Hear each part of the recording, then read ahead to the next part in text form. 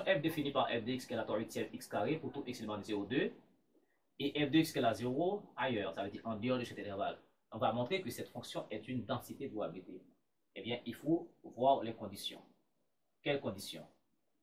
Donc, une fonction f est une densité de probabilité si d'abord f de x est positif, quel que soit x élément de R.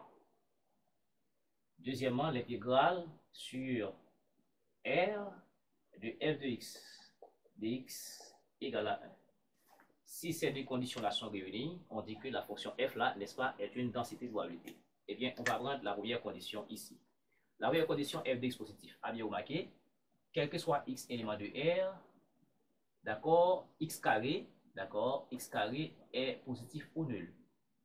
Et bien, ça veut dire, on peut multiplier par 3 huitièmes, donc ça veut dire 3 huitièmes x carré, n'est-ce pas, reste encore positif ou nul. Première condition réunie. Donc, f de x, n'est-ce pas, est supérieur ou égal à 0. Deuxième condition, c'est que l'intégrale sur R, d'accord, de f de x égale à 1.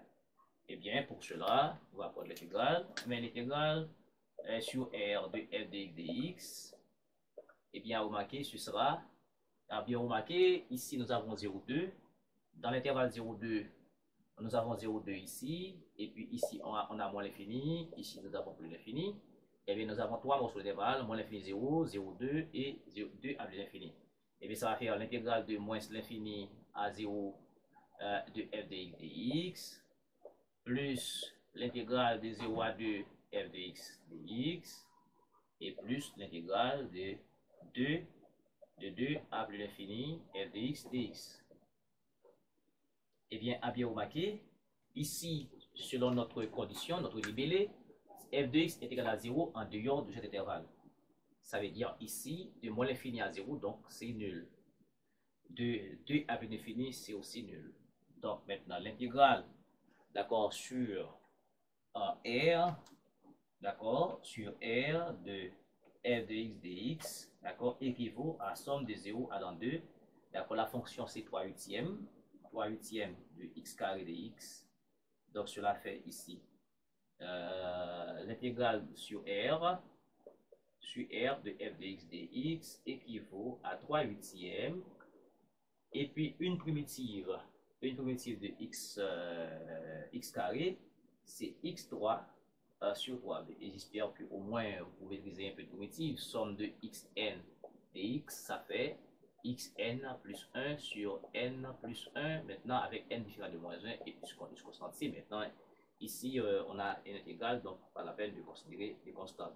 Eh bien, ici, ça, je dirais, il y a 3 huitièmes ici, donc il va rester, il y a 3, il va rester 1 huitième, d'accord? Et ici, ça va, alors bien entendu, sur 0,2, d'accord, on va avoir 8.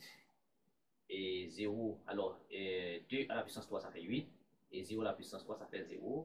Donc tout ceci montre que ça fait 8, et 8 fois 1 de 8 ça fait 1, donc ça veut dire somme sur R de f de x dx est égal à 1. Étant donné que donc, la fonction f est positive, d'accord, pour tout x élément de R, et ensuite l'intégrale sur R de la fonction f est égal à 1, maintenant on a une densité et deux probabilités et que justement on peut représenter cette situation comme ça. Voilà, donc cette intégrale là sous la courbe de 0 à 2, de 0 à 2, on a une fonction quadratique. Cette fonction quadratique en général c'est une courbe qui est symétrique par rapport à l'arc des données, étant donné que c'est défini sur 0,2, donc on n'a pas intérêt de considérer la partie négative. Donc maintenant cette fonction nous donne quoi? F de x est égal à 3 huitièmes de x carré. Et bien voilà, l'air sous la courbe, ici, l'air sous la courbe, c'est ça. Donc cette air là équivaut à 1. Donc c'est ça que nous appelons la densité de probabilité. Donc l'air sous la courbe là est égal à 1. Donc nous résumons pour dire, une fonction f est une densité de probabilité. La fonction est positive pour quel que soit x de R. Et l'intégrale sur R, d'accord, de f de x est égale à 1.